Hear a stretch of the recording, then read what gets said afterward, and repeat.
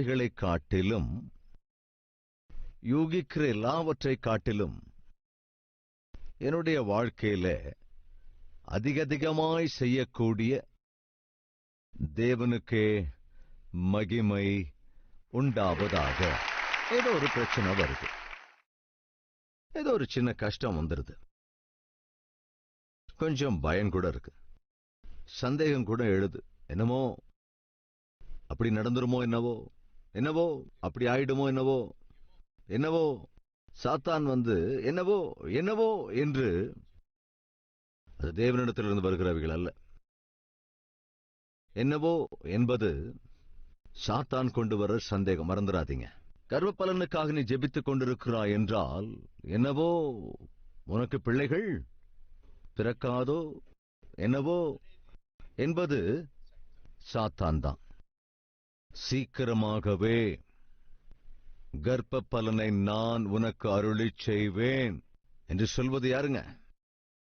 தேவன். என்னவோ உனக்கு வந்திருக்கிற வியாதி சுஸ்தமாகாத என்னவோ, இந்த வியாதி சரியாகாதோ என்னவோ, இந்த நோய் உன்னை விட்டு போகாதோ என்னவோ, என்னவோ அப்படிங்கிறது எங்க இருந்துங்க வரும்? உன்னை சுகமாக்குகிற கர்த்தர் நானே அப்படின்னு யாருங்க சொல்லுவாங்க? கர்த்தர். என்னவோ நான் செய்கின்ற என் ஜெப விண்ணப்பத்திற்கு பதில் வராதோ என்னவோ என்று சாத்தான் தான் சொல்லுவான். ஆபத்து நாளிலே நீ என்னை நோக்கி கூப்பிடு, நான் உனக்கு மறு உத்தரவு அருளிச் செய்வேன். இது யாருங்க? தேவன் தான் சொல்லுவார். என்னவோ என்பது உன் வாயிலிருந்தோ அல்லது உன்னுடைய இருதயத்திற்குள்ளோ வருவென்றால் அது தேவனிடத்திலிருந்து வருவது அல்ல. யாரை விழுங்கலாமோ என்று இரவும் பகலும் சாத்தான் என்ன செய்வான்? நம்மளை சுத்தி சுத்தி வந்துகிட்டே இருப்பான். அவன் சாதாரணமா சொல்லிக்கிட்டே இருக்கிற மந்திரம் என்ன தெரியுமா? என்னவோ என்னவோ என்னவோ. அதனாலதான் சொல்றேன், காலையாக இருந்தாலும், மதியமாக இருந்தாலும், சாயங்காலமாக இருந்தாலும், ராத்திரியாக இருந்தாலும், நடுராத்திரியா இருந்தாலும், எந்த நேரமா இருந்தாலும் உன்னுடைய மனசுல ஏதாவது பயம் உண்டானாலோ, சந்தேகம் எழுந்தாலோ, சோர்வுக்கு ஆளானாலோ, கலவரத்துக்கு இலக்கானாலோ, கண்ணீர் வழிந்தாலோ, உன் வாயிலிருந்து முதலாவதாக வர வேண்டிய வார்த்தை, நான் கேட்டவைகளை காட்டிலும், யூகித்தவைகளை காட்டிலும் அதிகமாய் என்னுடைய வாழ்க்கையில செய்யக்கூடிய என் தேவனுக்கே மகிமை உண்டாவதாக. இந்த வார்த்தைய நீங்க இருதயத்தில் எழுதி வச்சுக்கணும், உள்ளத்துல விசுவாசிக்கணும், உங்கள் வாயினால் அறிக்கையிடணும். நம்முடைய வாழ்க்கையில நிச்சயமாக தேவனுடைய மகிமையை காண்போம். யோசேப்பை சிறையில் அடைச்சு வச்சுட்டாங்க, ஆனால் கர்த்தர் அவனுக்கு துணையாயிருந்தார். இதை மறந்துடவே கூடாது. அதை தொடர்ந்து என்ன நடக்குது? பார்வோனுக்கு ஒரு கனவு வந்தது. அதன் அர்த்தத்தை யாராலும் சொல்ல முடியல. ஆனா அதுக்கு முன்னால நடந்த சம்பவம் என்னன்னா, அதே சிறைச்சாலையில யோசேப்பு இருந்த போது அதே சிறைச்சாலைக்கு ராஜாவின் இடத்திலே பானபாத்திரக்காரனாக இருக்கின்ற ஒருவன் அங்கே வருகிறான். அவனும் சிறைக்குள்ளே தள்ளப்பட்டவன். அவனுக்கு ஒரு கனவு வந்தது. அந்த கனவனோட அர்த்தம் தெரியாம பயங்கர டென்ஷன் ஆகிறான்.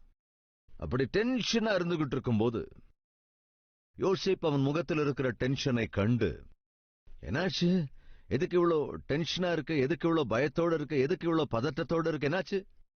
அது ஒண்ணும் இல்ல யோசேப்பு, எனக்கு ஒரு கனவு வந்தது. கனவு வந்து அது என்னமோ அந்த கனவு கண்டதுல இருந்து எனக்கு என்னவோ மாதிரி இருக்கு, ரொம்ப பயமா இருக்கு. அப்படியா, ஒண்ணு செய், அது என்ன கனவு எனக்கு சொல்லு, அந்த கனவோட அர்த்தத்தை நான் உனக்கு சொல்றேன். என்னது, என் கனவின் அர்த்தத்தை உன்னால சொல்ல முடியுமா? என் தேவன் எனக்கு அந்த பலனை தருவார். நீ முதல்ல சொல்லு. நான் கனவை அவன் சொன்னான். அந்த கனவுக்கான அர்த்தத்தை யோசேப்பு அற்புதமாக விளக்கிவிட்டான். 3 நாட்களிலே நீ இழந்து போன உன் உத்தியோகம் திரும்ப உனக்கு வரப்போகிறது என்று சொல்லிவிட்டான். சொன்னது போலவே 3ஆம் நாள் அந்த கைதிக்கு அழைப்பு வந்தது ராஜாவினிடத்திலிருந்து. வந்து மறுபடியும் உத்தியோகத்தில் ஜாயின் பண்ணு என்று அழைப்பு வந்தது. எவ்வளவு சந்தோஷப்பட்டிருப்பான் அந்த கைதி. யோசேப்பு, யோசேப்பு, நீ சொன்ன மாதிரியே நடக்குது யோசேப்பு. நான் தான் சொன்னேன் உன் கனவின் அர்த்தத்தை என்னால சொல்ல முடியும்னு. சரி யோசேப்பு, நான் கிளம்புறேன், ரொம்ப ரொம்ப தேங்க்ஸ் என்று அவன் புறப்படுகையில் அவனை பார்த்து, ஒரு நிமிஷம் சொல்லு யோசேப்பு, என்ன விஷயம் சொல்லு. வேற ஒண்ணும் இல்ல, எனக்கு ஒரு சின்ன ரிக்வெஸ்ட் இருக்கு. எனக்கு ஒரு சின்ன ரிக்வெஸ்ட் இருக்கு. என்னது உன்னோட ரிக்வெஸ்ட்? அது ஒண்ணும் இல்ல, நான் உண்மையில எந்த தப்பும் செய்யல. அநியாயமா என்ன இந்த சிறைச்சாலை கொண்டு வந்து வச்சுட்டாங்க. அதுதான் எல்லாருக்கும் தெரியுமே. ஆனா ராஜாவுக்கு அந்த விஷயம் தெரியாதே. நீ ராஜாவினிடத்துல போகிறதுனால ராஜா கிட்ட தயவு செஞ்சு சொல்லு. அநியாயமா என்ன சிறையில வச்சிருக்காங்கங்கறத சொல்லு. ரெண்டாவது, நான் இந்த நாட்டுக்காரனும் இல்ல, எனக்கு வேற நாடு. நான் பேசாம அங்க போயிடுறேன். என்னை விடுவிச்சுட்டா போதும், என் வழிய பாத்துக்கிட்டு நான் போயிடுறேன். இதுதான் என் ரிக்வெஸ்ட். என்ன கேக்குறான்? ஜெயில இருந்து என்ன விடுதலை பண்ணிட்டேன், என் வழிய பாத்துட்டேன்னா போய்கிட்டே இருப்பேன். எங்க போக போறான்? எந்த வழியில? ஸ்ட்ரைட்டா தன்னுடைய வீட்டுக்கு போவான், தன் அப்பாவை பாப்பான், கெட்டியா கட்டி பிடிச்சு அழுவான். கொஞ்ச நேரம் அழுததுக்கு அப்புறம் வாடா சாப்பிடலாம் அப்படின்னு சொல்லி அப்பா சொல்லுவாரு, போய் சாப்பிடுவான். அடுத்த நாள் காலையில எழுந்ததுக்கு அப்புறம், என்னடா இப்படி பாக்குற, போ அந்த ஆடுகளை எடுத்துட்டு போ, இந்த ஆடுகள் எல்லாம் கூட்டிட்டு போய் ஆடுகளை மேய்ச்சிட்டு வா. அதைத்தான் சொல்லுவானா இல்ல வேற ஏதாவது சொல்லுவானா? அவ்வளவுதானே. சோ யோசேப்பு இப்ப என்ன கேக்குறான்னா, என்ன விடுதலை செஞ்சுட்டா நம்ம ஆட்டுக்கு இந்த தேசத்துக்கு போய் ஆடுகளை அதை தாங்க அவன் கேக்குறான். அவ்வளவுதான். இந்த ராஜாவினிடத்துல வேலை செய்யறவன் சிறையில இருந்து போனானே தவிர ராஜாவினிடத்துல யோசேப்பை பத்தி ஒரு வார்த்தை கூட பேசலங்க. பேசவே இல்லை. நன்மையை பெற்றுக்கொண்டானே தவிர திரும்ப நன்மை செய்யல. நான் யோசேப்பு என்ன நினைச்சா, கட்டாயம் என்னை பத்தி சொல்லிடுவான், பார்வோன் இடத்துல ராஜா கிட்ட சொல்லுவான். சோ கட்டாயம் எனக்கு விடுதலை கிடைச்சிரும். சோ நான் சீக்கிரத்துல வீட்டுக்கு போயிடுவேன், அப்பாவை பாப்பான் அப்படின்னு அவன் நினைச்சுக்கிட்டு இருக்கான். பதில் வரல, பதில் வரல, பதில் வரல, வரவே இல்லை. இன்று நம்மத்தில யாராவது இருக்கீங்களா? என் கஷ்டமெல்லாம் தீந்துரும், அவமானம் எல்லாம் அகன்று போயிடும், என்னுடைய பிரச்சனைகள் எல்லாம் தீர்ந்து போயிடும் என்று எதிர்பார்த்து காத்திருக்கவங்க நம்ம மத்தியில் இருக்கீங்களா? வேலை எப்படியும் கிடைச்சிடும், இந்த நல்ல நாள் வரும், எனக்கு விவாகம் நடக்கும், என்னுடைய குடும்பம் கட்டப்படும் என்று காத்திருக்கிறவர்கள் இருக்கீங்களா? என் கணவர் கட்டாயமா மனம் திரும்பிடுவார், என் பிள்ளைங்க கட்டாயமா பிரயோஜனம் உள்ளவங்களும் ஆவாங்க, கட்டாயமா பிள்ளைகளுடைய வாழ்க்கை ஸ்திரப்படுத்தப்பட்டுடும் எதிர்பார்த்து இருக்கிறவங்க நம்ம மத்தியில் இருக்கீங்களா? ஆரோக்கியம் எப்படியும் சரியாயிடும், கர்ப்ப பலனை தேவன் அருளுவார் என்று எதிர்பார்த்து இருக்கிறவங்க யாரும் இருக்கீங்களா? வாரங்கள் கடந்து போயிடுச்சு, மாதங்கள் கூட கடந்து போயிடுச்சு, ஆனால் உன் வாழ்க்கையில் நீ எதிர்பார்த்த காரியங்களுக்கு மட்டும் பதில் வரவில்லை. இந்த சோர்ந்து போவர் சாதாரணமா இருக்கத்தான் செய்வீங்க. ஒரு வாரம் ஆச்சு, 2 வாரங்களாச்சு, மாசம் ஆச்சு, 2 மாதங்களாச்சு, வருடமாச்சு, 2 வருடங்களும் கடந்தாச்சு. இது என்னது? என்ன குறிச்சு பேசுவேன் அப்படின்னு சொல்லிட்டு போன அந்த கைதி, அந்த பான பாத்திரக்காரன் என்னதான் ஆனா? ஏன் என்ன பத்தி பேசாம விட்டுட்டானோ? ஒருவேளை அவன் சொல்லி இருந்தா கூட, ஏனோ ராஜா என்ன விடுவிக்கலையே, ஏன்? ஒருவேளை எனக்கு விடுதலை பெற்றுக்கொள்வதற்கு கூட தடையாக இருக்கிற மாதிரி கேஸ் ஏதாவது ஃபைல் பண்ணிட்டாங்களா? அதனாலதான் என்ன விடுவிக்கிறதுக்கு யாரும் முன் வரலையா? என்னதான் ஆச்சு? 2 வருஷங்கள் ஆச்சு. என்ன ஆச்சுங்க? 2 வருஷங்கள் ஆயிடுச்சு, பதிலே வரல. திடீர்னு யாரோ ஒருத்தர் வந்து, யாருங்க? யாரோ யோசேப்பா? நான் தான் சார். பார்வோன் உன்னை அழைச்சிட்டு வர சொல்லியிருக்கார். என்ன எதுக்கு அழைச்சிட்டு வரணும்? சீக்கிரம் போய் கிளம்பு. யோசேப்பை கூட்டிட்டு போய் பார்வோனுக்கு முன்னால நிறுத்தினாங்க. பார்வோனுக்கு பக்கத்துல இந்த பான பாத்திரக்காரன் நிக்கிறான், பாக்குறான். நல்லா இருக்கியான்னு கூட கேட்கிறான். நல்லாதான் இருக்கு. இவன் தான் யோசேப்பா? ஆமா ராஜா, கனவுக்கான அர்த்தத்தை சொல்லக்கூடிய யோசேப்பு என்று சொன்னேனே, அவன்தான் இவன். நீ கனவின் அர்த்தத்தை சொல்லுவாய் என்று பானபாத்திரக்காரன் சொல்லுகிறான். உன்னால் கனவின் அர்த்தத்தை சொல்ல முடியுமா? என்னால முடியாதுங்க. ஆனால் என்னுடைய தேவனால் அது சாத்தியம். யார பத்தி இங்க பேசுறான் கொஞ்சம் யோசிச்சு பாருங்க.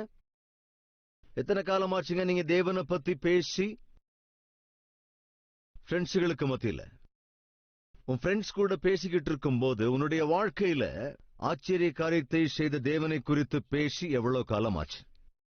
சொந்தக்காரரோடு உட்கார்ந்து பேசிக் கொண்டிருக்கும் போது உன் வாழ்க்கையிலே தேவன் உனக்கு அருளியிருக்கிற ரட்சிப்பை குறித்து பேசி எவ்வளவு காலமாச்சு?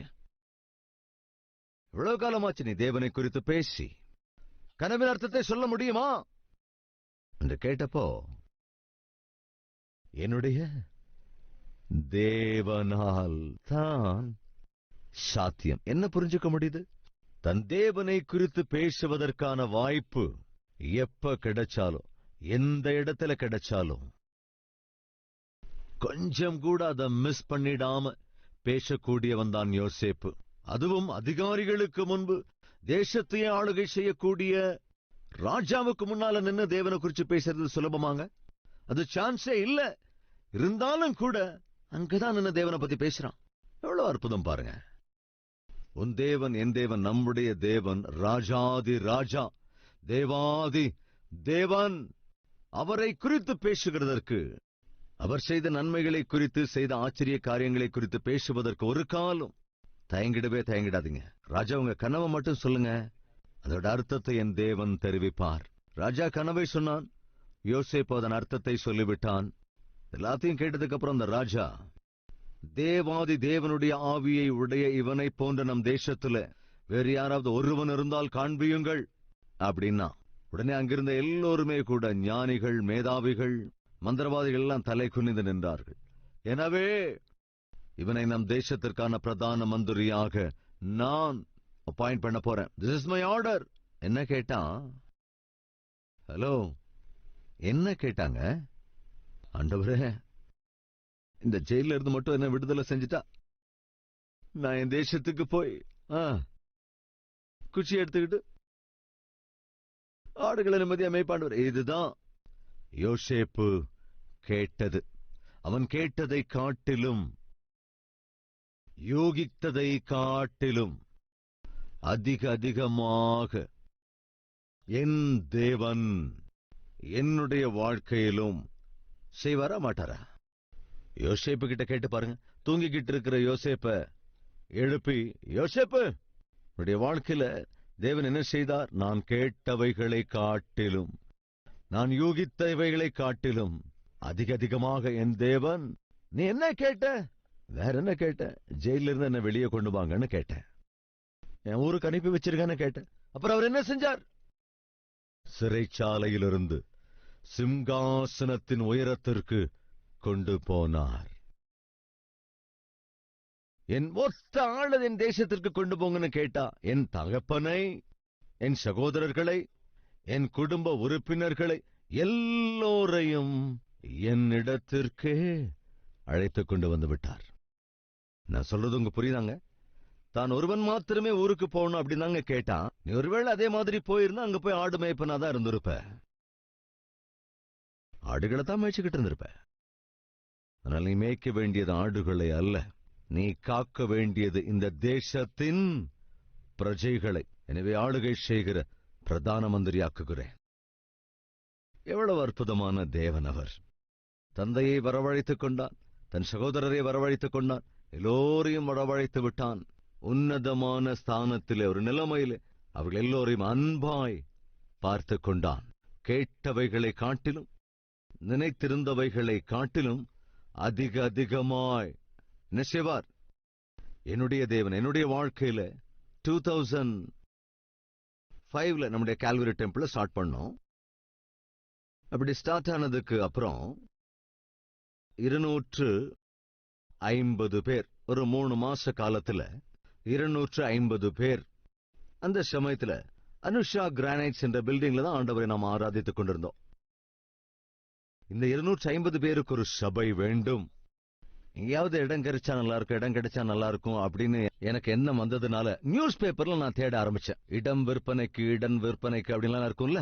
அப்போ எனக்கு 250 ஸ்கொயர் ஃபீட்ல ஒரு இடம் விற்பனைக்கு உள்ளது அப்படின்னு பார்த்த உடனே நான் அங்க போய் இந்த 250 ஸ்கொயர் ஃபீட் இடத்த வாங்கி என்ன செய்ய நினைக்கிறேன்? ஒரு ஆலயம் கட்டணும். அதே சமயம் அதுக்கு பக்கத்திலேயே இன்னொரு இடமும் இருந்தது. அதுவும் 250 ஸ்கொயர் ஃபீட் தான்.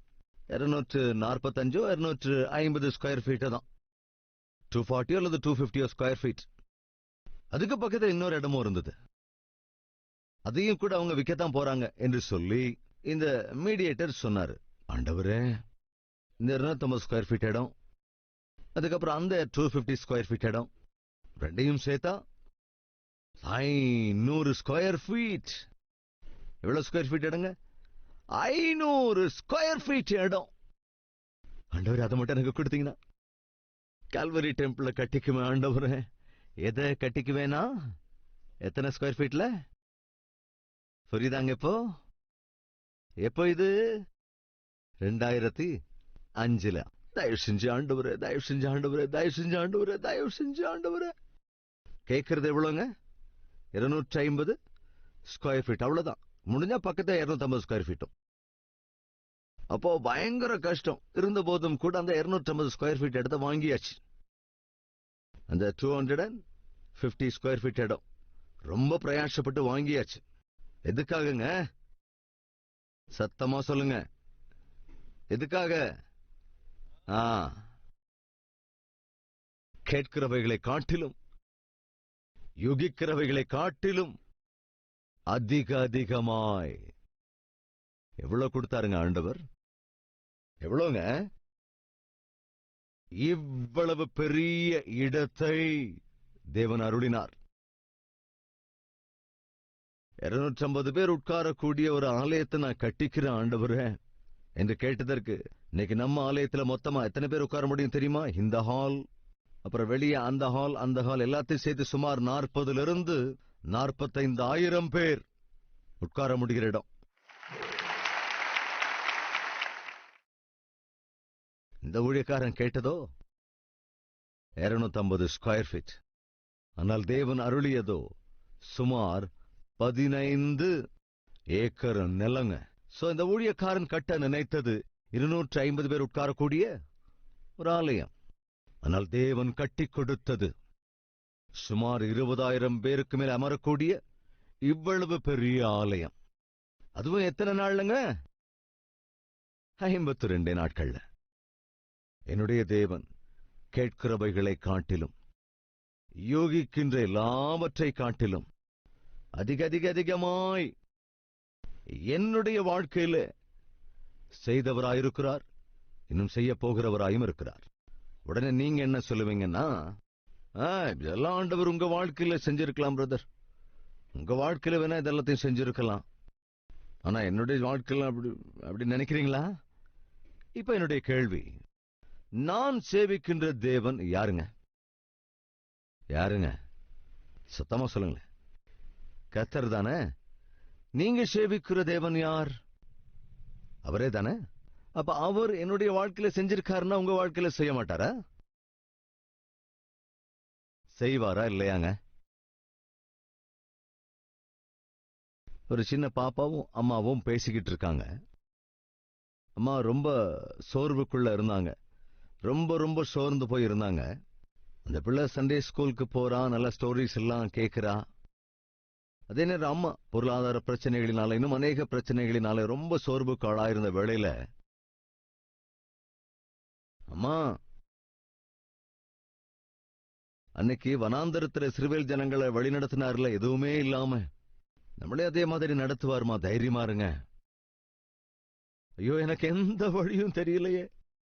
அன்று எந்த வழியும் தெரியாத போது மோசேயின் மூலமா சிவந்த சமுத்திரத்தை 2ஆ பிளந்தார் இல்லம்மா.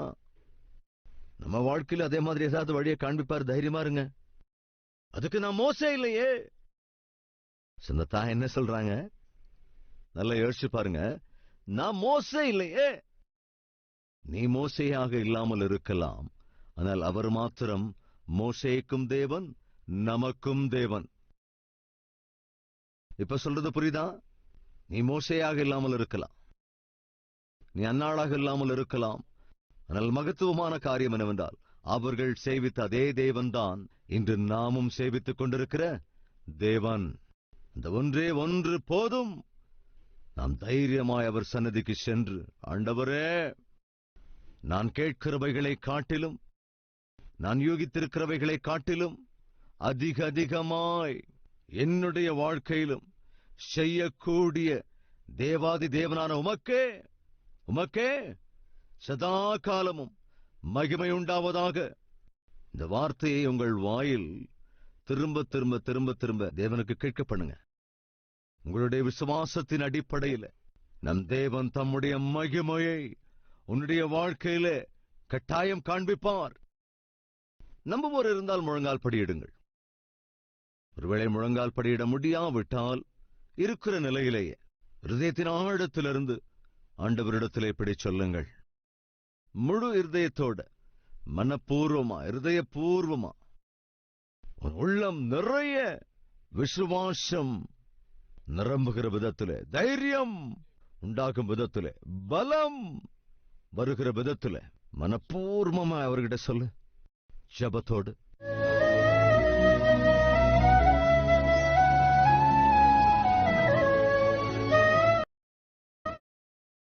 பரிசுத்தமுள்ள பிதாவே, கேட்கிறவைகளை காட்டிலும் நினைக்கிறவைகளை காட்டிலும்